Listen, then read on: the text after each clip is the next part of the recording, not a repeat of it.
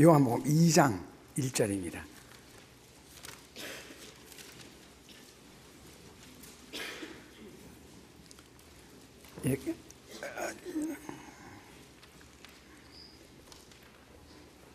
요한복음 2장 1절에서 11절까지는 아시는 것처럼 혼인잔치집에서 물로 포도주 만드는 사건입니다. 그런데 여기서 예수님의 어머니 되는 막달라 마리아가 왜 이렇게 적극적으로 개입을 했느냐 했을 때에 남의 집이 아니고 이 요한의 집이고 쉽게 말하면 우리말로 바꾸면 사촌집입니다. 그래서 이렇게 이제 술 떨어진 것까지 알고 구체적으로 이제 개입을 한 겁니다. 이제 그 이야기예요. 사흘 되던 날에 갈릴리 가나에 혼인이 있어 예수의 어머니도 거기 계시고, 사흘 되던 날에 하는 말은 잔치를 시작한 지 사흘 지났다는 뜻입니다. 근데 이제 2절에 예수와 그 제자도 혼인의 청함을 받았는데 3절에 포도주가 모자란지라 예수의 어머니가 예수에게 이르되 저희에게 포도주가 없다니. 예수께서 가라사대 여자여, 여기서 여자여는 건방진 말이 아니고 어머니를 극존칭 언어입니다. 그러니까 황무 취급하는 걸 어머니라 그러면 여자여 했습니다. 나와 무슨 상관이 있나이까? 내 때가 아직 이르지 못하였나이다. 내가 지금부터 벌써 설치면서 기적을 행할 때는 아니라는 뜻이죠. 5절 같이 봉독하겠습니다.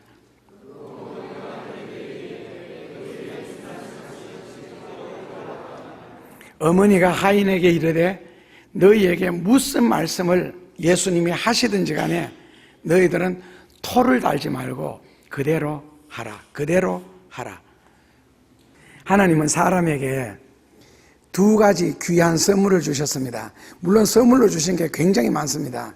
그 중에서 가장 핵심적인 선물을 두 가지로 말씀드린다면, 첫째로는 성경이고 둘째로는 기도입니다. 기도를 선물로 주신 이유는 사람마다 소원이 각각 다 다르기 때문에 그렇습니다. 그래서 로마서 14장 12절에 자기 일을 일일이 직구하라고 했습니다. 예, 거기 말씀해 보면은 일일이 자기 일을 직구해라. 왜냐하면 사람마다 형편이 다 다르잖아요. 소원이 다르고. 그래서 일일이 직구하는 재미가 있습니다. 시편 35편 13절입니다. 가장 힘들고 가장 어려울 때에 내가 어렵고 힘드는 그 부분이 있잖아요. 예를 들어서 어떤 사람은 시험 치는 문제를 가지고 막 공부하고 있는데 기도하고 있는데, 어떤 분들은 만약에 사업을 위해서 기도한다, 다르잖아요. 그래서 내가 병들었을 때, 그리고 슬플 때, 인생에 굵은 베옷을 입었을 때 내 영혼을 괴롭게 하였더니 내가 굉장히 힘이 들었었는데, 그러나 그때 드려진 기도가 내 품으로 돌아온다. 다른 말로 바꾸면요, 기도를 하지 않으면 내 품으로 돌아올 은혜도 축복도 없겠죠. 그래서 이런 것이 이제 직구하는 재미고, 그 다음에 시편 21편 2절 말씀해 보면은 하나님이 우리 마음속에 뭐를 두셨다고요? 하나님의 소원을 우리 마음속에 담아 두셨습니다. 그래서 빌립보서 2장 13절에도 그 소원이 하나님이 주셨는지 안 주셨는지는 너가 기도해 보면 안다. 기도해 보면은 소원으로 주신 것은 계속 반복을 해도 힘이 빠지거나 지루하지 않습니다. 오히려 기도할 때마다 더 새 힘이 생기는데, 오늘 21편 2절에서 하나님은 내 마음에 소원을 두셨으며 내 입술에 구함을 거절치 아니하셨도다. 그래서 아셨죠? 하나님은 내 마음속에 소원을 두셨고, 그 다음에 그 소원 주신 것을 내가 기도할 때에 입술에 구함을 허락지 아니하셨다. 그래서 하나님이 우리 마음속에 아무리 좋은 소원을 주셔도 입술로 구하지 아니하면 하나님 앞에 표현이 되지는 않습니다. 그렇다면 하나님이 내게 원하시는 뜻이 무엇인지 내가 어떻게 알 수 있느냐 했을 때에, 오늘 예배 순서 여러분들 주고받으신 항상 제일 밑에 보면은 한 줄로 제가 하고 싶은 일들을 쓰는 게 한 줄짜리입니다. 뭐라고요? 당신이 가장 간절히 원하는 그것이 하나님이 원하시는 일입니다. 아셨죠? 왜? 하나님이 우리 마음속에 소원을 두셨기 때문에 내 마음속에 두신 그 소원을 하나님이 입술로 구하도록 만들고, 그리고 그 소원에 대해서 불 일듯이 물 끓듯이 계속 일어나게 하는 거예요. 그래서 자다가도 딱 깨면서 너 소원 말해라 했을 때 바로 튀어나올 수 있는 그 소원요, 하나님이 우리 마음속에 주신 겁니다. 그래서 소원을 두셔서 시편 20편 4절을 같이 읽어보시면요,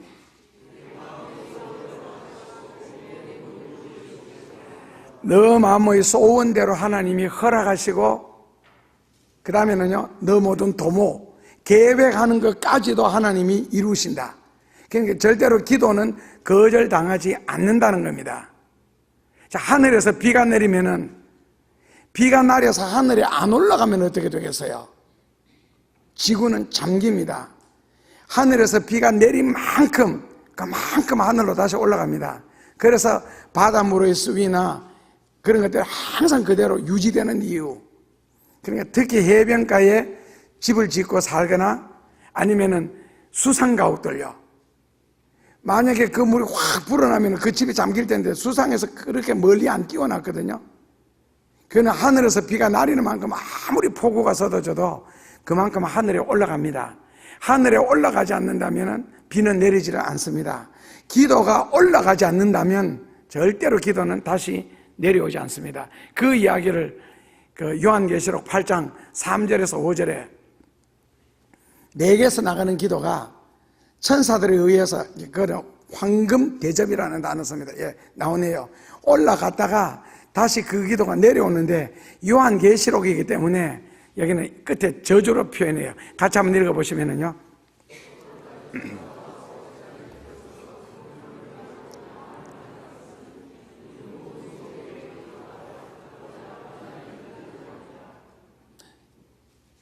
예, 보좌 금단에, 그러니까 성도의 기도가 하늘에 올라가서 보좌 금단에 드리고자 합니다. 향연이 성도의 기도와 함께 천사의 손으로부터 하나님 앞으로 올라가는지라. 올라가는데 올라가서 어디에다 둔다고요?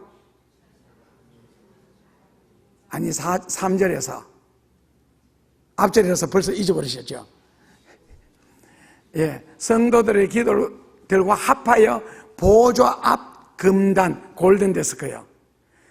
그러니까 하나님 앞에 금으로 된 책상이 있는데 거기에 여러분들의 기도가 펼쳐진다는 겁니다. 그 다음에는요, 먼저 이루어질 것과 나중에 이루어질 것이 분별이 되겠죠. 그렇게 해서 먼저 이루어질 기도, 나중 이루어질 기도가 어딘가에 저장이 될 겁니다. 그래서 이제 5절에 보면은 마지막 요한계시록이기 때문에 이런 저주로 끝나는 거예요. 같이 보시면 천사가, 예, 아까는 그 향로에다가 기도가 담겨져 올라갔는데 그 기도가 좋은 기도만 올라가는 건 아닙니다. 로마서 1장에 보면은 만물의 탄식까지 올라가고 여러분들의 탄식까지 올라갑니다. 그래서 계시록은 심판의 성경이기 때문에 이제 불러서 응답을 해준다는 그런 뜻인데, 서양 격언에는 much prayer, much power, little prayer, little power, no prayer, no power. 결국 선지서 성경에 보면은 기도가 크면은, 그렇게 기도 내용이 크면 큰 사람이 되고, 기도를 지속적으로 하면은 하나님을, 그 사람을 계속적으로 사용하신다. 기도를 안 하면은 쓰실 수가 없고, 기도를 작게 하면 소선지자가 되는 겁니다. 그래서 대선지서에는 다 기도하는 내용들이 귀하게 나오고 크게 나오고 간절하게 나오고, 소선지서에는 기도하는 내용이 나오지를 않습니다. 그래서 사람의 크기는 기도의 크기입니다. 그리고 이 자라는 과정 속에서 얼마나 착하게 자랐나, 얼마나 공부를 잘했나, 그 하나님이 사람을 쓰시는 기준에는 전혀 상관없습니다.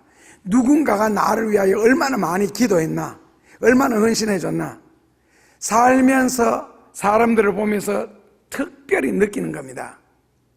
믿음 없을 때는 상관없고요. 그래서 결국 자라는 과정에서는 공부만큼 내 아들이 훌륭하게 되고 크게 되고, 그건 세상적으로는 그렇게 되는 거고요. 그러나 하나님의 자녀들은 기도만큼 내 아들이 크게 되고 귀하게 되고, 그리고 하나님이 얼마나 쓰시는지가 좌우됩니다. 부하게 쓰시는 문제가요. 그래서 기도는 반드시 해야 됩니다. 한약이라는 것 자체가 다 쓰잖아요. 그래서 약방에서는 반드시 감초를 사용합니다. 그것처럼 삶의 모든 부분은, 범사는 기도로 처리를 해야 되고, 기도로 다스려야 되고, 기도를 드림으로 시작하셔야 됩니다. 하다가 못해 물 한 잔을 마시면서도, 밥 한 그릇 먹으면서도 기도하고 먹잖아요.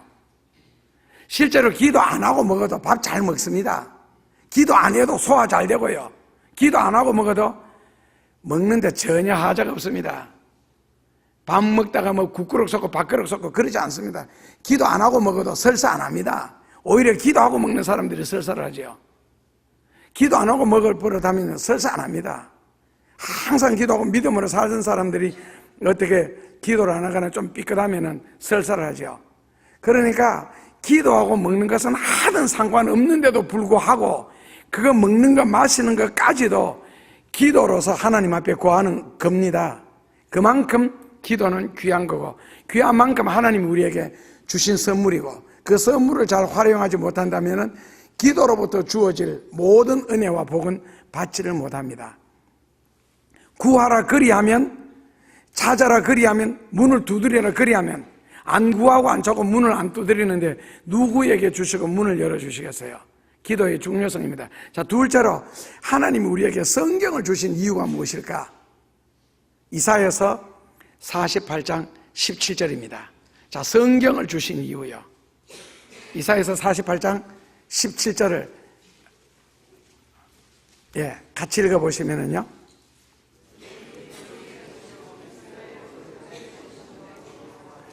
하나님이 가라사대,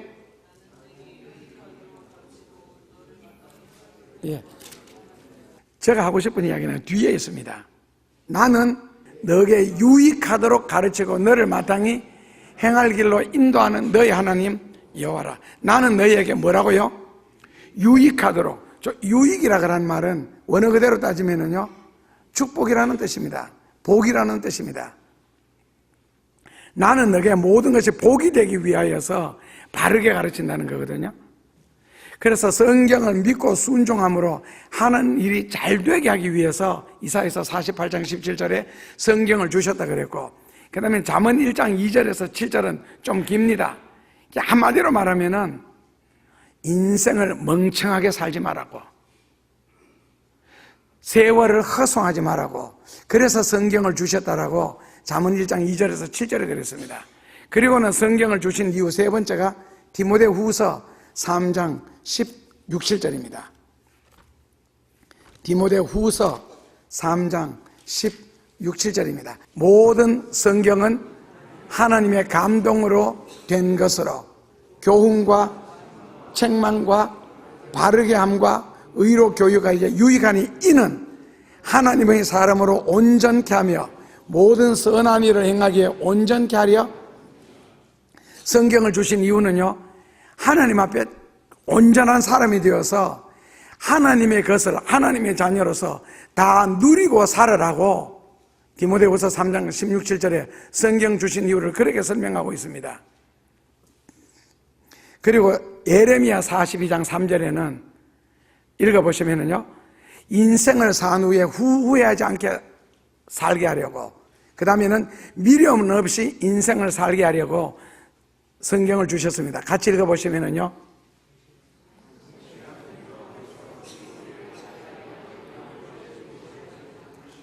갈 길과 할 일을 우리에게 보이신다. 그러니까 갈 길과 할 일을 우리에게 보여주시는데, 성경을 알아야 실천할 수가 있고, 실천을 해야 복을 받든지 바르게 살든지 하는 일이 잘 되든지 하는데, 성경을 배울 생각도 알 생각도 안 하니까, 그러면서 교회 다니는 숫자는 1년 됐다, 나는 교회 다닌 지 10년 됐다, 30년 됐다, 50년 됐다, 60년 됐다. 그래서 우리 장로교 특징이 교회를 1년 다닌 사람이나 60년 다닌 사람이나 대화를 붙여놓으면 똑같습니다. 어떤 성경적인 질문 하잖아요. 교회 1년 다닌 사람이나 50년 다닌 사람이나 수준이 꼭 같습니다. 왜요? 성경을 알려고 생각을 하지 않고 성경을 배우지 않아서 그렇습니다. 그러면요, 설교만 들었잖아요. 설교는 1년 들으면요, 더 들을 설교가 없습니다. 다 똑같습니다. 예수 믿고 구원받으라는 거, 그리고 뭐 열심히 전도하고 기도해서 복받으라. 설교는 그 이상 내용이 나올 수가 없고, 좀 심하고 지나치면 안 믿으면 지옥 간다, 믿어야 천국 간다, 이 정도입니다. 그러니까 1년 들으면 들을 거 다 듣는 거예요. 설교 1년만 들으면. 그러면 50년 동안 60년 동안 같은 설교 계속 반복해서 들을 뿐이에요. 그러니까 대화를 하면 수준이 똑같다니까요. 그러니까 교우들도 설교를 듣는 일은 그래도 주일날 낮에는 나오잖아요. 우리 같으면 수요일 저녁 성경 공부, 주일 오후 성경 공부, 매일 저녁 9시 반부터 10시 45분 정도까지 성경 공부 하는 시간에는 덜 나오시잖아요. 성경 알면은 부담스럽지요. 힘들지요. 그러니까 설교는 들어도 성경 공부는 안 하겠다.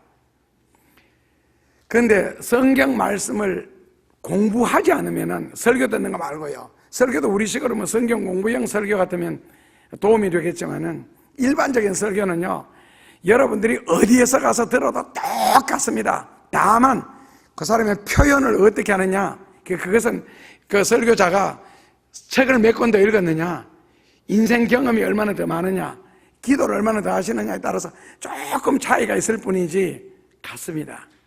표현이 다를 뿐이지 그 수준이나 내용이 같다는 뜻입니다. 그러니까 예를 들어서 뭐 창세기 22장 그러면 설교 여러분들 머릿속에 끝났어요. 그 아브라함이 이삭 바치는 이야기잖아요. 하도 들으니까 아브라함이 이삭 바쳤다, 하나님이 아브라함에게 이삭을 요구하셨다, 그래서 아브라함에게 가장 귀한 것은 이삭이다, 그러므로 가장 귀한 이삭을 바쳤으니 그러면 하나님이 그에게 복 주셨다. 이미 여러분들 머릿속에 설교 끝났어요. 고로 너도 제일 귀한 것을 하나님 앞에 바치면 복 받는다. 이게 이제 교인들의 머릿속에 설교 끝나서, 그리고는요, 내 생각과 내가 지금 내 머릿속에서 끝난 설교가 목사님이 뭐가 다른지 비교할 뿐이에요. 적어도 예를 들어서 창세기 22장 설교를 하고 싶으면 성경 내용 이미 다 알고 있잖아요. 그거 그러니까 뭐 켈케고르의 공포와 전율 같은 데 보면 문학적으로 정말 잘 표현했거든요. 그 정도라도 인용하려든지 그래야 교우들보다 좀 다른 표현을 할 수가 있거든요. 그러니까 이미 뭐 성경 본문 딱 대하면 오늘 목사님 설교 끝나서 이미 여러분들 속에 끝났어요. 성경 내용을 다 하니까 역시 거기에서 더 벗어나지 않고, 벗어난다면은 어디 구경 갔던 이야기, 놀러 갔던 이야기, 영화 봤던 이야기, 뭐 겪었던 이야기, 안 그러면 자기가 살아오면서 그 이야기를 보태서 조금 더 시간이 연장됐을 뿐이지, 성경 본문 가지고는요 설교할 수 있는 내용 18분이 정상입니다. 18분 하면 잘하는 겁니다. 주석 보고 이것저것 뒤져야 18분 내지 20분짜리가 나옵니다. 그래서 일반 교회 설교가 20분을 안 넘기는 이유가 있습니다. 본문에서는 더 이상 못 나옵니다. 쓸데없는 소리 간증하는 이런 거 아니면은요. 그래서 공부를 하셔야 됩니다. 그런데 이제 공부하는 사람들을 두고 지금부터 설교할게요. 그렇다면 사람들이 성경 말씀을 그래도 들을 텐데, 요즘 뭐 큐티니 뭐니, 그럼에도 불구하고 인생의 발전이 되지 못하고, 인생에 더 나아지지 못하고, 성경적으로 내게 복이 되지 못하고, 내게 유익이 되지 못하는 이유가 무엇일까? 거기에 대한 성경의 대답이 히브리서 4장 2절입니다. 같이 봉독하시면은요.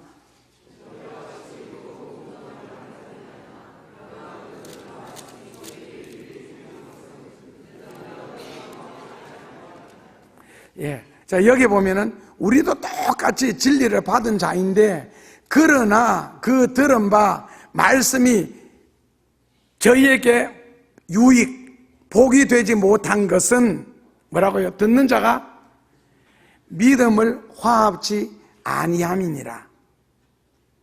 믿음을 화합지 아니했다. 거기에서 믿음은요, 우리가 이론적으로 말하는 believing faith가 아니고, 여기 믿음은 순종. 화합지 아니했다는 말은 실천. 그러니까 하나님의 말씀을 들었는데 그 들은 하나님의 말씀을 내 생활 속에서 실천을 하지 않기 때문에 너희에게 유익이 되지 못했느니라. 복이 되지 못했다는 겁니다. 학교에서 선생님이 아무리 바르게 살아라 말하면 뭐합니까? 아무리 열심히 공부해라 하면 뭐합니까? 안 하면 그만인걸. 꼭 마찬가지입니다. 그래서 세상에서도 그렇고 학교에서도 그렇고 우리가 특히 진리를 접하는 사람들은 안에서 볼 수 있는 덕은 아무것도 없습니다. 안에서 이룰 수 있는 것도 아무것도 없습니다. 안 하면 실수는 안 하겠지요. 실수 안에서 얻을 수 있는 게 뭡니까? 그리고 실수 가지고 누가 책망을 합니까? 일을 하다 보면 당연하게 실수를 해야지요. 안 하는 게 오히려 이상하죠. 사람이 돼가지고. 인간인데. 그래서 이 진리 말씀을 배우거나 접할 때에 디모데후서에서는요, 사람의 말로 듣지 말고 하나님의 말씀으로 받아들여라 했는데 에레미야 42장 6절에서는 여기에 대해서 결정적인 말씀을 했습니다. 하나님의 말씀을 들을 때에 에레미야 42장 6절입니다. 자, 같이 읽어보시면은요.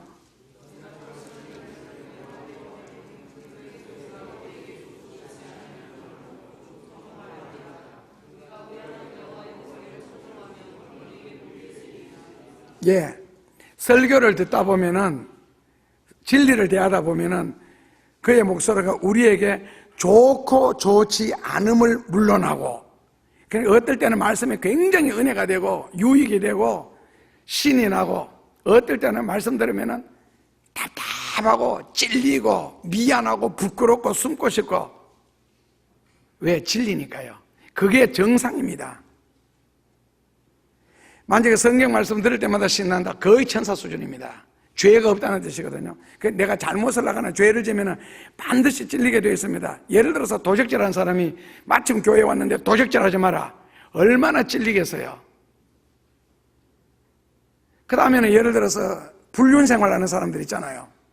간통하는 사람들, 교회에 왔는데 하지 마라, 얼마나 후끈하겠어요. 찔리고 얼굴이 화끈해지고. 그게 정상이에요. 없는 것이 오히려 이상하죠. 그래서 진리를 대할 때는 우리가 인간이 100%가 아니기 때문에 좋은 말씀도 있고 뇌기에 거슬리는 말씀도 있을 거예요. 찔리는 말씀도 있고 위로되는, 격려되는 말씀도 있는데, 물론 하고 뭐라고요? 청종해라. 듣고 순종해라. 들을 청, 순종할 종, 따를 종. 듣고 순종하면 어떻게 된다고요? 답은 우리에게 복이 있으리라. 결국 복 받을 사람은 찔리든지 격려가 되든지 간에 듣고 순종하는 사람입니다. 결국 사람들이 성경이 유익되지 못하고 히브리서 4장 2절에 있었던 것처럼, 그리고 내게 복이 되지 못하고 인생의 발전이 되지 못하고 점점 하나님의 자녀로서 누릴 것을 누리지 못하는 이유는 말씀을 청종하지 않아서 그렇습니다. 그런 상태에서 교회를 40년, 50년, 60년 다녔기 때문에 그렇습니다. 직분은 자꾸 올라갔는데도 삶이 안전뱅이가 되어 있는 이유가 진리를 순종하지 않아서 그렇습니다. 그래서 요즘에는 그런 이야기 없는데 60년대, 70년대예요. 고등학교를 졸업해도 신문을 못 읽고, 국민학교를 졸업해도 편지를 못 쓰고, 대학을 졸업해도 영어 한마디 못한다. 그때 신문은 전부 한자였습니다. 요즘에는 완전 한글로 신문이 만들어졌는데 그때 신문은 전부 한자였거든요. 명사, 부사, 형용사, 하여튼 한국말 제외, 까지, 그러니, 그러니까, 그렇습니다, 이런 식의 한국말 제외하고는요 다 한자로 썼습니다. 고등학교 졸업하고도 신문도 못 읽고, 대학 졸업하고도 영어 한마디 못하고, 국민학교 졸업하고도 편지 하나 못 쓰고, 교회는 40년 다녔다, 50년 다녔다는데 복을 받은 흔적이 있어야 될 거 아니에요. 하나님의 은혜를 받은 흔적, 그게 없다는 거죠. 결국 불신자나 신자나 똑같더라는 거예요. 왜? 똑같이 살았으니까, 똑같이 생각하고 사니까. 오늘 말씀처럼 너에게 유익되지 못한 것은 하나님의 말씀을 듣고 너가 믿음으로 순종하지 않았기 때문이다. 오늘은요 듣기 좋은 말씀이든 찔리는 말씀이든 청종하면 너에게 복이 될 텐데 복되지 않게 살았기 때문에 그렇습니다. 그 진리에 대해서 반박을 하는 거죠. 반발을 하고 속여서. 그렇게 하면 복 못 받습니다. 예를 들어서 하나님이 너 갈 때 우르르를 떠나라. 그러면 내가 이런 엄청난 복을 7가지로 주겠다. 그 소리 듣고 아브라함이 안 떠났으면은요, 그 다음에 롯과 가족들에게 소돔과 고모라를 떠나라. 뒤를 돌아보지 말고. 안 떠났으면은 롯의 사위들처럼 거기서 타 죽는 겁니다. 떠나도 뒤를 돌아보니까 죽습니다. 베드로 보고 깊은 데로 가서 배 오른편에 그물을 던져라. 안 던지면은요 그만이죠. 아는 채로 망하는 겁니다. 아는 채로 불타가 죽고요. 그래서 순종을 할 때에 결국 기적이 일어나고 역사가 일어나잖아요. 진리는 순종을 하기 위해서 있는 것이지 알기 위해서 있는 것만은 아닙니다. 그래서 진리는 순종을 하셔야 됩니다. 오늘 성경이 우리에게 요구하는 것이 바로 그거고요. 그래서 제자들이, 그리고 선지자들이, 그리고 구약의 제사장들이, 믿음의 조상들이 다 말씀을, 그래서 성경을 모르면은 그건 모르고 그냥 지나가는 거고, 성경을 알아도 실천하지 않으면은 허당이지요. 그래서 이런 설교를 듣는 그 당시 사람들은 설교에 대한 반응이 어떻게 했느냐 했을 때 마가복음 2장 1절에서 6절에 보면은 그 반응이 3가지로 나옵니다. 첫째로는요, 그냥 사람들이 몰려가니까, 뭐 예수님한테 가면 뭐 있다니까 그냥 몰려왔는 사람. 둘째로는 그 중풍병을 고치기 위해서 간절히 사모하는 마음으로 온 사람. 셋째로는요, 트집 잡기 위해서 온 사람. 그러니까 예수님 앞에 몰려든 사람들의 종류가 3가지였습니다.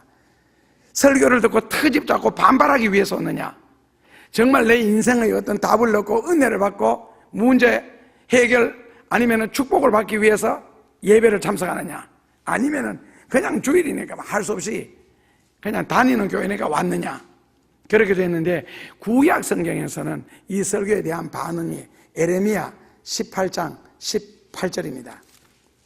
그 당시 이스라엘 백성들이 그 설교에 대한 반응을 성경적으로 한번 보죠. 에레미야 18장 18절입니다. 자, 같이 보도록 하겠습니다.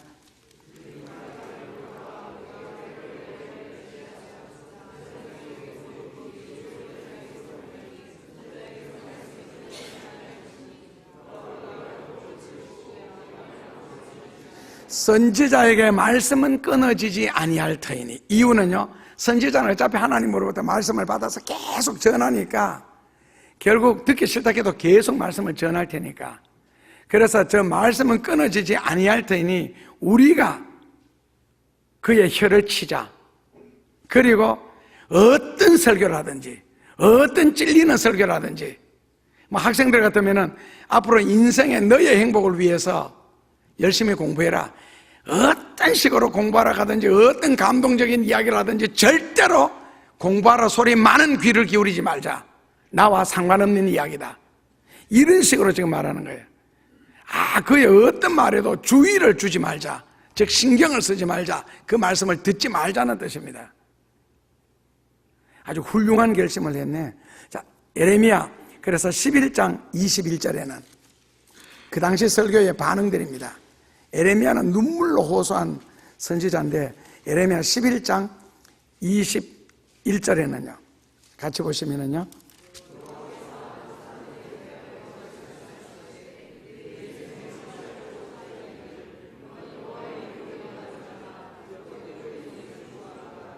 계속해서 하나님이 말씀을 주셨다 하고 하나님이 이름으로 설교를 하면은 뭐라고요? 우리 손에 맞아 죽는다. 조심해라. 선지자에게 경고를 띄웠죠. 그래서 이사야는 어떻게 죽였어요? 톱으로 몸을 끊어서 죽였습니다. 에레미야는요, 태워 죽였습니다. 마가는요, 교회 지붕 위에 올려놓고 교회가 그렇게 주면 교회에서 죽어라 해서 교회 지붕에서 밑으로 떨어뜨려서 죽였습니다.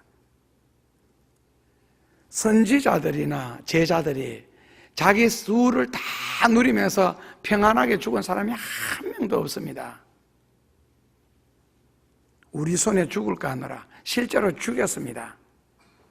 이사야서 30장 10절입니다. 그 당시의 설교의 반응들입니다. 이사야서 30장 어떤 설교를 할지 말고 나는 내 고집대로 내 성격대로 살지 절대로 성경대로 나는 순종할 수가 없다. 그게 이스라엘 백성들의 고집입니다. 그래서 자, 이사야서 30장 10절입니다. 같이 봉독하죠.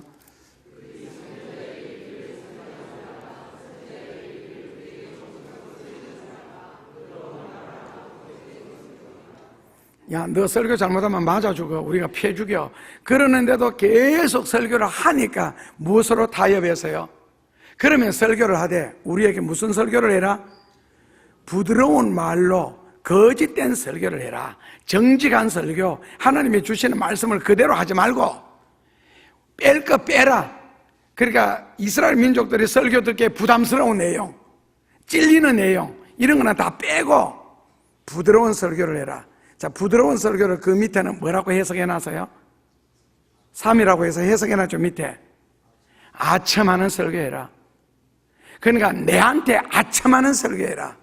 그렇다면은 교우들에게 아첨하는 설교가 뭐예요? 무조건 칭찬하는 겁니다. 무조건 띄워주는 겁니다. 무조건 잘한다는 겁니다. 칭찬의 딜레마에 빠지시면 안 됩니다. 거짓입니다. 칭찬 듣고 뭐가 발전되는데요? 고래 춤추게 한다고요? 그 고래가 춤춰서 여러분들이 뭐를 얻으세요? 여러분들이 춤출 일이 생겼으면 좋겠습니다. 고래 춤 안 춰도 괜찮으니까. 설교라는 건 진리를 전하는 거잖아요. 그래서 그런 큰 교회 목사님들은 교인들 앞에서 주일날 예배하다가 엎드려서 절하는가? 아니면 여기서 고개 숙여 계속 인사하는가? 울어가면서 감정에 호소를 하는가? 아첨하려고, 교우들에게 잘 보이려고, 그래서 위로받으려고. 여러분들은 지금까지 저의 설교를 들어서 저 설교 스타일 잘 하실 겁니다. 제가 생겨 처먹은 것이, 죄송합니다, 제가 생긴 것이 여러분들은 막 위로하고 격려하고 칭찬할 것처럼 보입니까? 저거는 죽어도 누구 말대로 목에 칼이 들어와도 성경을 전할 것 같습니까? 판단하십시오. 그렇다면 저한테서 위로나 격려, 칭찬 기대하지 마시고 성경 말씀을 통해서 여러분들이 위로받으시고 격려받으시고 잘하는 거 있으면 말씀을 통해서 칭찬의 대가는 축복이잖아요. 여러분들이 복을 받는 걸 보면 하나님이 여러분들을 칭찬하는 걸 알 수가 있습니다. 여기서는 진리를 전하는 자입니다. 진리 앞에서 우리가 어떻게 자유로울 수 있겠어요? 그냥 찔리면 찔리는 대로 회개하면 되고 힘이 되면 힘이 되는 대로 열심히 살면 되고. 그래서 저한테는 절대로 아첨을 기대하지 마시고, 저는 설교를 하다가 죽는 한이 있어도 하나님 앞에 책임지지 못할 설교는 하지 않을 거고, 그리고 갈라디아서 1장 11절 12절에 보면 이런 말씀 나옵니다. 그 사도 바울이 설교하면서 내가 사람들을 좋게 하랴 하나님을 좋게 하랴, 내가 사람을 기쁘게 하랴 하나님을 기쁘게 하랴. 만약에 내가 사람들을 기쁘게 하고 사람들을 좋게 하였더라면 나는 하나님의 종이 아니니라. 인간종이라는 거죠. 나는 하나님의 종이 아니니라. 내가 사람을 기쁘게 하랴 하나님을 기쁘게 하랴. 적어도 종의 자세가 이렇게 돼야 되는 거 아니겠어요? 하나님의 말씀을 전하지 내 말을 전하는 게 아니고 하나님의 말씀을 전해야 하나님이 그 말씀을 가지고 책임을 져 주시는 거잖아요. 그래야 역사도 일어나고 이루어지는 것도 아니에요.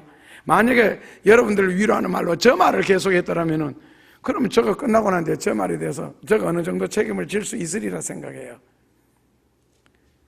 강단에서는 큰 소리 치는 장소가 아니고 주의 말씀을 전하는 장소. 그래서 하나님이 책임져 주십니다.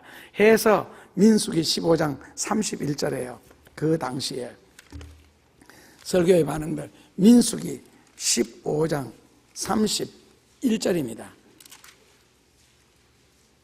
를 같이 봉독하시면은요, 그런 사람은 여호와의 말씀을 멸시하고 그 명령을 파괴하였은즉 그 죄악이 자기에게로 돌아가서 온전히 끊어지리라. 결국에는 말씀을 파괴하거나 말씀을 불순종하거나 하나님의 말씀을 외면하는 자는 그 죄악이 자기에게로 돌아가고 결국에는 망한다는 이야기입니다. 온전히 끊어지리라. 그러니까 진리를 불순종하는 걸로 끝나는 게 아니라는 뜻입니다. 반드시 거기에 대한 대가, 하나님이 대가를 요구하시겠다는 거죠. 치르겠다는 겁니다. 그래서 누가복음에 보면 그 문화 받은 이야기 나오잖아요. 한 문화, 두 문화, 10문화, 5문화. 한 문화를 받아갔을 때 그 한 문화 받은 사람이 충성을 하지 않았습니다. 말이 많았죠. 나중에 말로라도 해야 되니까. 그랬을 때 마지막에 27절에 보면은 뭐라고 결론 내리느냐 하면은 한 문화 받아간 사람, 남기지 못한 사람을 내 앞에서 끌어다가 죽여라. 저는 내 원수니라. 26, 7절에 그렇게 나옵니다. 결국 충성하지 않는 걸로 끝났으면 좋겠는데 충성하지 않는 사람을 내 앞에서 끌어다가 내 앞에서 죽여라. 내 원수니라. 결국 충성하지 않는 자는 예수님이 원수라고 취급을 했습니다. 내가 오늘 한 구절 말씀을 불순종했다, 외면했다, 이거로 끝났으면 좋겠어요. 그런데 하나님은 반드시 내가 불순종한 그 말씀을 가지고 그 죄악을 너에게 묻겠다. 그리고 너를 끊겠다. 그렇다면 이스라엘 백성들이 언제부터 이렇게 독해졌고 악해졌고 못돼졌겠어요? 에레미야 22장 21절에서 그 답을 하고 있습니다. 언제부터 도대체 이렇게 됐느냐? 에레미야 22장 21절입니다. 같이 번역하시면요.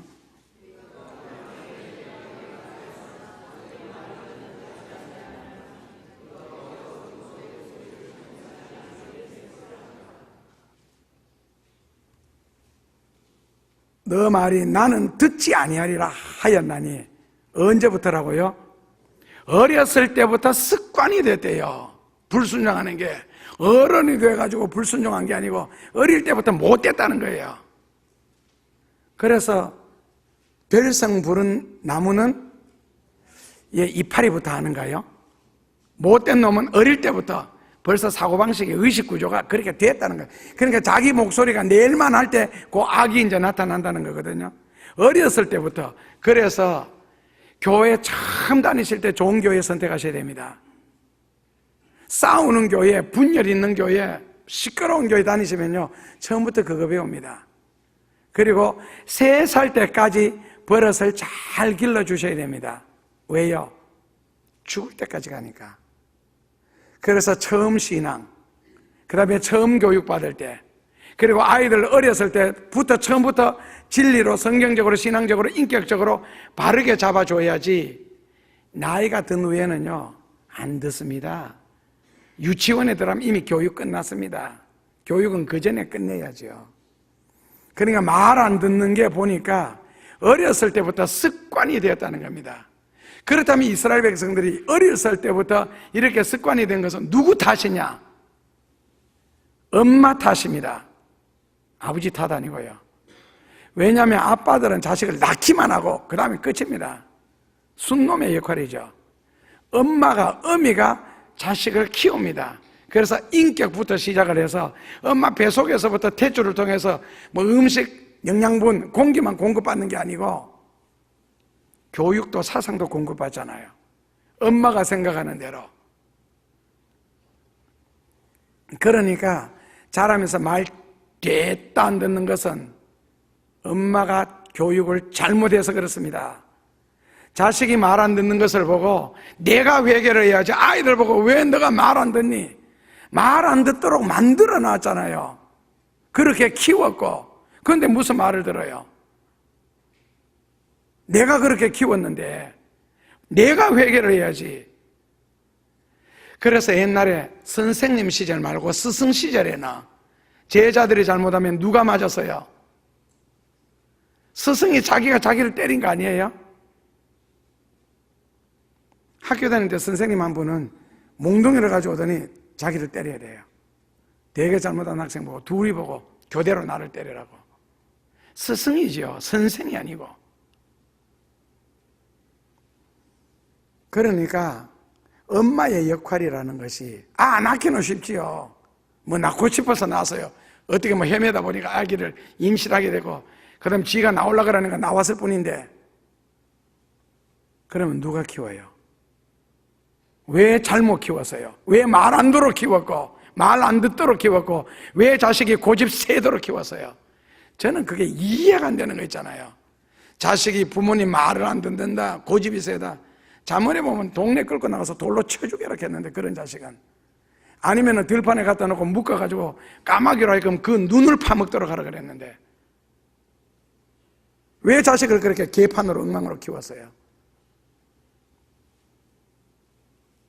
그러니까 하나님 앞에 금식해요. 자식 말 안 들으면 밥 먹지 말고 기도하라고. 먹을 거 다 먹고 잘 거 다 자면서 무슨 자식을 위해서 축복 기도를 해요? 그런 식으로 해서 누가 성공했어요? 금식하면서 기도하셔요. 금식하면서 철회하면서 기도하고. 언제까지요? 자식이 말 들을 때까지. 안동에서 친구교회에 안동 그러면 양반들이 많죠. 안동 권씨나 안동 김씨 세도가들. 며느리가 도시에서 시집을 왔는데 이게 밥상머리 교육이 안 돼서 시아버지가 이게 말을 해야 되겠는데 말을 못하는 거예요. 하루에 3끼씩. 아시죠? 시골에는 밥상 다 따로 차리는 거. 시아버지 밥상 따로, 그 다음에는 남편하고 자녀들 밥상 따로, 그리고 여자들 밥상 따로. 적어도 밥상 3개 들어옵니다. 저도 어렸을 때 그랬습니다. 나는 이제 종손이라고 할아버지 앞에 앉아가지고 이제 밥 먹었고요. 그 밥상에 할배 고기인데, 그다음 했는데, 밥상 갖다 놓으면 식사를 안 하는 거예요. 식사 끝나면 가지고 나가고, 다시 점심 때 들어오고, 저녁에 들어오고, 아침에 들어오고, 저녁에. 만 3일 동안 이 할아버지가 수저를 안 들었어요. 그래도 이 세 며느리가 눈치를 못 채는 거예요. 그때 시어머니가 이야기했어요. 왜 식사 안 하는 줄 아시느냐? 며느리 자복 안 되는지 모르겠다고. 너가 이러한 것이 잘못됐다. 그래서 그 손부죠. 할아버지한테 무릎 꿇고 울면서 빌고 그 다음 끼부터 할아버지가 식사를 시작했습니다. 양반들의 교육 방식입니다. 자기 자신을 학대함으로써 밑에 가르치는 거예요. 어떤 면에서 반면교사도 될 수가 있는 거고요. 그런데 먹을 거 다 먹고 무슨 자식을 축복한다고 회개한다고 그러세요. 그렇다면은 이스라엘 백성들이 아이들부터 어렸을 때부터 왜 내 목소리를 불순종하는 것이 너 습관이라 습관이 됐느냐? 그러니까 이제 습관이 됐는데 이유는요. 부모를 잘못 만나서 그렇습니다. 자식들을 듣는 데서 집에 가서 계속 교회 불평하고 제사장 비판하고 뒷담화 까고 그 아이들이 어렸을 때부터 듣는 게 은혜 받은 이야기, 축복받은 이야기, 섬기고 봉사하는 이야기 이런 걸 듣는 게 아니고 어떤 집사 욕하는 이야기, 어떤 장로 비판하는 이야기, 교회가 뭐 잘못됐는데 이런 식으로 하니까 그 자식들로 하여금 어렸을 때부터 하나님과 교회와 원수지는 방법을 가르친 거예요. 그렇다면 내가 순종할 필요가 있어요. 거기에서부터 잘못되는 거예요. 설령 그런 일이 있으면은 요즘 집집마다 차 다 있잖아요. 차 안에 들어가서 마치 미국에 이민 가거나 미국 가면은 처음에 한 6개월 동안 웁니다. 어른들도요. 어디서 울어요? 자녀들이 볼까봐. 저녁에 밤 12시 지나서 차고에 내려가서 차고에 들어가서 차 안에 타고 차 문 딱 올리고 거기서 팡팡 울고 실컷 울고 그 다음에 올라오고 그 다음날 저녁에 다시 내려가고 무려 6개월씩요. 할 말 있으면은 산에 가서 임금님 귀는 당나귀 귀 하지 마세요. 그 대나무 가지고 피리 만들어 놓으면 그 피리 속에서 임금님 귀는 당나귀 귀가 나오니까요. 차 안에 들어가셔서 산에서도 누가 듣는지 모릅니다. 혼자 있을 때 그때 떠드세요. 그때 하고 싶은 말 실컷 하고 아니면 기도로 표현하시든지 좋은 방법 많잖아요. 왜 자식들 듣는데 자식들까지 다 하락을 하도록 만들고 하나님의 복을 못 받도록 만들어요. 그러니까 이 문제가 왜 나왔느냐? 제사장들이 잘못 가르쳐서 그래요. 우상과 타협을 해버렸고 정치 권력과 타협을 했고 현실과 타협을 했어요. 그렇게 타락을 하니까 사람들이 이제 악해지는 거예요. 그러니까 제사장들이 나중에는 제단 문제까지도 드리는 제물까지도 타락을 했잖아요. 그 당시에 부록하들 양 한 마리를 집에서 예를 들어서 안고 가면은 20만 원 하면 되는 것을 이제 시골에서 데려오면은 부록하들이 돈을, 그러니까 바리새인들 사두개인들이 했죠. 돈을 줘가지고 제사장에게 저 불합격시켜라. 그래서 성전 앞에서 파는, 성전 앞이 아니고 원래는 산에서 팔았습니다. 산에서 파는 그 양을 갖다 바쳐야 도장을 찍어서 하나님 앞에 드릴 수 있도록. 그거 안 드리면 1년에 3차례 안 드리면 하나님도 사람을 죽이니까요. 어쩔 수 없이 드려야 됩니다. 그래서 나중에는 산에서 집에서 20만 원 하는 걸 여기서는 가깝다 안 들고 왔다는 수고 때문에 30만 원, 40만 원, 높은 산 꼭대기에 라면 2천 원, 3천 원 받듯이요. 그런 식으로 받기 시작했습니다. 그러다가 점점 제사장들에게 더 많은 돈을 주면서 성전 앞에 와서 장사하도록 하더라. 그래서 성전 앞에 와서 장사하고 산에서 파는 물건을 다시 불합격시켰습니다. 그 다음에는요, 성전 안에서 파는 것만 합격시켜달라 해서 성전 뜰까지 들어온 거예요. 이걸 예수님이 하시고 이제 뒤집어 놓은 거거든요.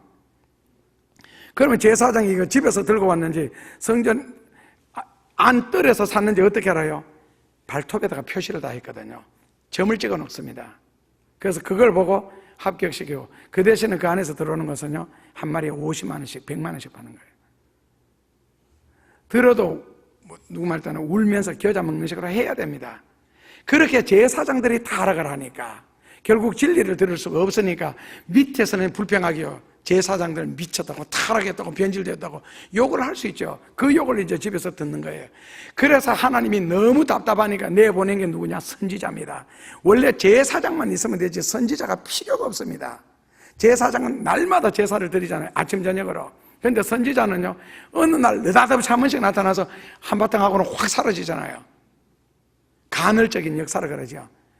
그래서 선지자를 내보냈더니 이 제사장들이 나중에 선지자 뺨을 때리는 거예요. 니만 하나님의 종이냐? 나도 하나님의 종이다. 그 다음에는 왕들에게 씹어가지고 왕들로 하여금 선지자를 옥에 가두어라. 그렇게 해서 선지자들이 많이 옥에 가두어지지요. 그리고는 예언을 하라 그러니까 좋은 예언이 나오겠어요.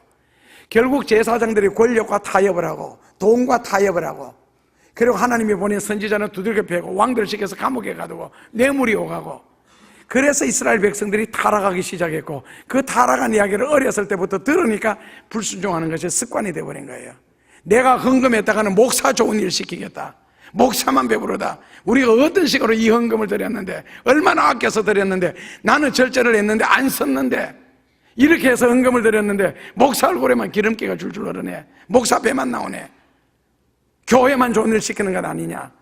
이 헌금을 가지고 어려운 사람, 가난한 학생들 도와주면 얼마든지 좋은 일들을 할 수 있는데, 그래서 헌금을 안 하는 거예요.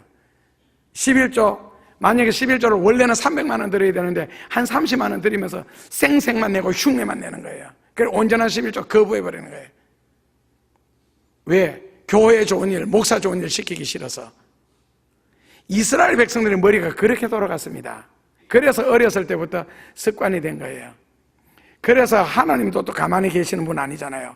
그래서 역사 속에서 이스라엘 백성들에게 온갖 짓을 다 했습니다. 하나님도 이집트부터 시작해서 바벨로니아, 메데, 파샤, 요즘 말로 바꾸면 이란, 터키, 로마 시켜서 끊임없이 공격하도록 만들고, 끊임없이 포로로 잡아가서 골탕을 먹이고, 그리고 속을 터지게도 해보고, 각종 질병을 내려보내서 죽이기도 해보시고, 살려도 해보시고, 살려도 보고, 위로도 해보시고, 바른 말도 해보시고. 왜? 죽이고 싶도록, 속에 열불이 있는 아도로까지도 그들을 사랑했으니까요. 그렇게 해서라도 해서 돌아온다면 하나님이 다시 은혜 주시고 복을 주시고 그들로 하여금 형통하게 살게 하시려고. 그런데 고집만 부리더라는 거죠. 그래서 거기에 대한 약속이 출애굽기 34장 11절입니다. 출애굽기 34장 11절에 같이 봉독하시면요, 너는 내가 오늘 너에게 명하는 것을 삼가 지켜라. 보라, 내가 너 앞에서 아모리 사람과 가나안 사람과 헷 사람과 브리스 사람과 히위 사람과 여부스 사람을 쫓아내리라. 이게 무슨 말이냐면은, 이 가나안을 지금 진군하는 중인데, 내가 하나님의 말씀을 순종하는 동안 나는 너가 공격해서 이겨야 할 그런 적군들을 물리쳐 주겠다. 더 쉽게 말하면은, 내가 주의 일을 하는 동안 하나님은 나의 일을 해주신다.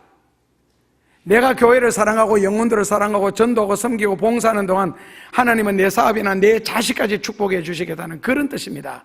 내가 주의 일을 하면 주님은 나의 일을 해 주신다는 거. 그런데 이스라엘 백성들은 꼭 여름날에 깨구리처럼 반대로만 한 거 있잖아요. 그러다 보니 느는 것은 고집이 세워졌고 불순종하는데 일가견이 생겼습니다. 그래서 이스라엘 구약 성경에 보면 8번의 고집죄, 말씀을 안 듣는 고집부터 시작을 해서 그 잔머리를 너무 굴렸습니다. 그래서 오늘 이 본문 성경에 마리아가 하인들에게 말했습니다. 예수님이 무슨 말씀을 하시든지 간에 그대로 해라. 그대로 해라. 그렇게 시켰습니다. 그런데 이스라엘 백성들이 그 당시에 하나님의 말씀을 순종하기가 그렇게 힘이 들었는가? 우상 숭배하지 마라 하면 안 하면 되고, 보지 마라 그러면 안 보면 되고. 그런데 그렇게 하기가 어려웠는가? 왜 그랬지? 왜 그랬을까? 그게 바로 애굽적인 기질, 애굽적인 사고방식, 애굽적인 삶의 태도 때문에 그렇습니다. 그래서 애굽에서 보고 들은 게 있잖아요. 이스라엘 백성들이 그래서 고집이 센 겁니다. 세상에서는 돈을 몇 천억씩, 몇 조 원씩 저거 멋대로 쓰면서도 아무 말 찍소리도 못하고, 교회는 조금만 잘 지면은 온갖 지랄들 다 하잖아요. 교회가 너무 화려하다, 교회가 너무 크다, 저 교회 가지고 10개 교회는 더 짓겠다. 언제 헌금이나 해봤어? 마리아가 오늘 잔치집의 하인들처럼 무슨 말씀을 하시든지 그대로 해라. 그대로 하기가 그렇게 힘듭니까? 만약에 여러분들 앞에 어떤 진리의 미션이 주어졌다면 결심하기가 힘들지, 결심하고 나면요 힘들지 않습니다. 그때부터는 저절로 순종이 되어지고 그리고 진행됩니다. 예를 들어서 주일 성수해라. 주일 성수하기가 그렇게 힘듭니까? 오전 오후 예배 드리기가 그렇게 죽을 지경입니까? 하라 하면 되고 하지 마라 그러면 안 하면 되는데, 그 불순종하는 이유가 뭡니까? 신앙이 없어서 그렇습니까? 만약에 성경대로 다 순종했다면 미래에 대한 불안 때문에 그렇습니까? 그러면 미래에 대한 불안이 있다면 그럴수록 더 믿어야 되고 더 하나님을 의지해야 되는 것 아닙니까? 오늘 마리아가 하인들에게 무슨 말씀을 하든지 그대로 해라. 두 가지 각도에서 간단히 말씀드리겠습니다. 첫째는 마리아가 예수님에 대한 신뢰입니다. 예수님은 무슨 말씀을 하시든지 반드시 거기에 대해서 책임져 주시고 이루어 주신다는 거. 둘째로는 실천하고 순종해야 할 그 종들이 정말 말씀 듣는 자세를 보고 싶은 겁니다. 정말 말씀을 듣고 순종을 할까? 두 가지입니다. 예수님에 대한 신뢰, 그렇다면 예수님이 하신 말씀은 여러분들도 순종하리라 믿고, 예수님의 말씀을, 성경을 신뢰할 수 없다면 결국에는 그냥 교회를 이렇게 다니는 걸로 끝내는 거고, 그 다음에는 이 순종하고 실천하는 문제 있잖아요. 종들이 과연 순종할 수 있을까? 예수님이 물을 떠다 주라 그럴 때 뭐가 됐어요? 포도주 안 되었습니다. 낱말 그대로 발 씻는 물통에, 그러니까 우리말로 바꾸면 이거는 마실 물도 아닙니다. 물이 그렇게 맑은 물이 아니에요. 발 씻는 물은요, 허들의 물이지. 이걸 떠다 주면서 포도주라고 시켰거든요. 그런데 종들이 과연 그 발 씻는 물을 떠다 주면서 이거 포도주니까 마셔라 그러고 부어줄 용기가 있을까? 그리고 정말 거기까지 순종을 했을까? 물이 이미 포도주가 되었다면 누구든지 떠서 가져갈 수가 있습니다. 포도주가 안 되고 아직도 흐린 물입니다. 이거 만약에 포도주라고 했다가도 손님들한테 뺨이라도 맞으면 어떻게 되겠어요? 야, 이게 무슨 포도주냐고, 꾸정물이지. 자, 여러분들 같으면 예수님이 무슨 말씀을 하시든지 간에 순종할 자세가 되어 있습니까? 이 물을 떠다 주면서 이 포도주라고 우기면서 마시라 할 용기가 있겠느냐고요. 하실 수 있겠습니까? 제가 집회 인도 가면 남의 교회 가서 앞에 보면 음전수가 있잖아요. 어떨 때 맑은 물이에요. 하나님의 능력으로 지금 이 시대에도 이 물이 포도주가 될 줄로 믿습니까? 그러면요, 다 아멘합니다. 그때 내가 이제 핍박할 사람 이미 딱 찾고 있죠. 아멘 크게 하는 사람, 열심히 하는 사람. 그러면은 오늘날에도 우리가 기도하면 하나님 이렇게 역사하실 줄 믿습니까? 또 아멘 하거든요. 몇 번 질문하고 오는데 아멘 한 사람, 한 사람 불러요. 제일 크게 한 사람 불러. 물론 포도주 만들어 봐라 하면은 그때부터 온 교인들이 합세해가지고 온갖 핑계 변명 다 됩니다. 절대로 나와서 이거 누구 마셔보라는 소리를 순종한 적이 여러 번 했거든요. 근데 딱 한 번 어떤 처녀가 나와서 하더라고요. 하라 그러니까 하더라고. 하도 앞에서 열심히 아멘 해가지고 해보라고 했더니 그 물통 조그마한 게 있잖아요. 붙잡고 막 기도하더라고. 주의 이 시간 주의 능력으로 지금 이 물이 포도주가 되게 해달라고 기도하길래 구경했죠. 다 구경하고 자 그 다음에 떠다줘라. 앞에 사람 말고 저 뒤에 떠다줘라. 가서 마셔보라고 해서 마셨어요. 물 마십니까? 포도주 마십니까? 그러니까 마신 분이 물 마신대요. 가지고 나오라 그랬어요. 그리고는 그렇게 기도한 아가씨한테 제가 따지기 시작했습니다. 왜 포도주가 안 됐습니까? 왜 아직 물이 그대로입니까? 그거 하기 전에 그 사람, 그 아가씨 빼놓고는 전부 다가 물이 포도주가 될 수가 없다는 거예요, 지금. 아까 아멘한 거는 뭐냐고. 그러면 왜 다 아멘해서? 하나님의 능력으로 다 된다 해놓고는 막상 내 앞에 딱 부딪히니까 안 된다는 거예요, 이게. 못하겠다는 거고, 할 필요가 없다는 거고. 그러니까 항상 이원적인 거예요. 그 성경은 성경이고 나는 나예요. 그러니까 이게 신앙의 발전이 없는 거예요. 그래서 설명해 주죠. 아가씨 보고 왜 물이 포도주가 안 됐는지 하나님 앞에 따져라. 들어가서 기도해라. 지금 기도 못하면 예배 마친 후에 왜 물이 포도주가 안 됐는지 따져봐라. 그리고 세숫대라도 물 떠놓고 한번 걸어봐라. 그 걸어서 지나가는지 물이 빠지는지 발이 안 되면 왜 안 됐는지 하나님 앞에 따져라. 나는 성경 말씀대로 순종했는데 왜 안 됐느냐고. 그래서 야고보서 5장 16절에 보면 의인의 간구가 역사하는 힘이 큰가 봅니다. 그 순간에 감정적으로 그 포도주대로 기도한다고 되겠어요?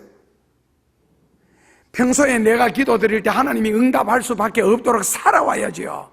내 불순종하고 믿음대로 제대로 안 살다가 내가 답답하니까 내가 중병에 걸렸으니까 하나님의 능력으로만 고칠 수가 있사오니 하나님 능력으로 나를 고쳐달라고. 건강할 때는 뭐 했어? 건강할 때는 지 멋대로 살아놓고 지을 자 다 쥐어놓고 아프니까 하나님의 능력으로 나를 고쳐달라고. 그런 이기적인 사고방식으로 하나님을 자기가 여유 있고 자기가 섬길 수 있고 봉사할 수 있고 전도할 수 있을 때는 절대로 안 했다가 집에 큰 우환이 닥치거나 답답한 일이 생겨야 그때서야 비로소 결심하고, 만약에 그 문제가 기도한 대로 이루어지죠. 그 다음에 또 자기 약속했던 대로 하나도 안 해요. 그래서 사람이 이기적인가 봐요. 그런데 하나님은 give and forgive, 주시고는 끊임없이 용서하시고 사람은 get and forget, 받고는 끊임없이 잊어버리고. 그러니까 아주 코드가 맞네. 있잖아요, 이 물 떠다 주면서 이거 포도주다, 지금 맹물입니다. 그런데 그 갈등 생기겠죠. 종로민들 왜 고민을 안 했고 갈등을 안 했겠어요? 그러나 자기 상식, 자기 머리로 생각하면 절대로 못 떠다 줍니다. 그 정도는 극복해야 하나님의 신비를 체험할 수 있고, 그래야 자기 자신을 이겨나갈 힘도 생기고 앞으로 어떤 문제가 생기든지 간에 극복해 나갈 수 있는 힘과 하나님의 능력과 축복과 기적을 아울러 체험할 수가 있습니다. 무슨 말씀을 하시든지 간에 그대로 해라. 그대로 할 자신 있습니까? 그러니까 마음속에 작정을 하기 전에는 시험도 따르고 고민도 따르고 고비도 따릅니다. 그런 것까지 없기를 바란다면 정신박야가 되어야 됩니다. 그런 고민, 고통, 괴로움 따르지 않고는 세상에서 이룰 수 있는 일이 아무것도 없습니다. 자기 머리와 상식을 극복하지 않으면 하나님의 능력을 체험할 수가 없고 성경의 신비를 체험할 수가 없습니다. 누가 쉽게 성공했어요? 누가 쉽게 돈 벌었고 남이 돈 버니까 그렇게 쉬워 보이고 내가 돈 버니까 그렇게 힘들어 보입니까? 돈 번 사람들은요, 나보다가 더 어려웠고 더 힘들었고 더 고통스러웠어요. 그러니까 우리가 우르르 보는 사람들이 되는 거예요. 생각한 사람들 다 그렇습니다. 하다못해 드라마 한 편을 봐도 제일 드라마 중에 주인공이 제일 고생 많이 한 게 조금 오래됐습니다만 대조영입니다. 그 다음에는요, 태조 왕건부터 시작해서 천국의 왕후, 기왕후, 아니면 수백향, 이순신, 정도전, 어느 누가 쉽게 성공합니까? 쉽게 자리에 이르렀고요. 감옥에 몇 번 드나드는 것은 예사고, 얻어 터지는 것은 예사고, 누명 뒤집어 쓰는 거 다 그걸 극복했기 때문에 그들이 된 거 아니에요. 여러분들이 역사의 둘러리로서 살고 싶다면 노력할 필요 없습니다. 고민할 필요가 없고. 그래서 나는 돼지 보다가 고민하는 사람이 낫다고. 그래서 여러분들이 역사의 주인공이 되기 위해서는 무슨 말씀을 하시든지 상식적으로 생각하지 말고 자기 머리에서 잔머리 굴리지 말고 눈 질끈 감고 한번 순종을 함으로써 내가 못 이룰 일들까지도 하나님께서 이루어 주실 수 있도록 하나님을 감동시켜 이사야서 62장 7절에 하나님 나 때문에 쉬지 못하도록 끊임없이 역사하도록 만들 수 있는 여러분들 되시기를 주님 이름으로 축원합니다. 예수님 감사합니다. 말씀대로 꼭 역사하시고 어리석을 만큼 말씀대로 믿고 순종한 이들에게 그렇게 역사하여 주옵소서. 예수님 이름으로 기도하옵나이다. 아멘. 예수님 감사합니다. 주의 뜻을 쫓아 살게 하소서. 삶에 큰 변화가 일어나게 하여 주옵소서. 미래가 있는 인생이 되도록 오늘을 축복하여 주옵소서. 뿌려야 할 봄날에 뿌리지 않으므로 가을의 비참함을 통하여 겨울에 얼어 죽는 일이 없도록 꼭 은혜 베풀어 주옵소서. 오히려 지금 하나님 앞에 부함으로써 앞으로 그리고 오시는 그날까지 영광스럽게 임할 수 있도록 축복하여 주옵소서. 11조가 저희들의 신앙 고백입니다. 감사가 천국을 침노하는 재료가 되게 하시고 드려지는 선교 헌금들을 통하여 우리의 생명까지도 하나님 앞에 맡겨지는 어떤 환난이 오고 어려움이 다가온다 할지라도 주께 속한 자로 주의 품에 머물 수 있는 저희들 되게 모두 은혜 베풀어 주옵소서. 이 시간 하나님 앞에 마음을 드리며 생활을 바치고 때로는 헌금을 드리며 믿음으로 살려고 해서는 모든 교우들 가슴 속에 생활 속에 하나님의 무한한 은총과 역사가 끊이지 않게 하여 주옵소서. 예수님 이름으로 감사하며 기도하옵나이다. 아멘. 사랑의 주께서 내 삶의 모든 길을 인도하시니 이 믿음으로 위로받고 소망 삼아 살아갈 수 있도록 축복하여 주옵소서. 사셔서 역사하시는 주님, 저희들로 하여금 의심하지 않게 하여 주시고 인생의 끝날이 다가왔을 때 후회하지 않도록 말씀을 따라 살게 하여 주옵소서.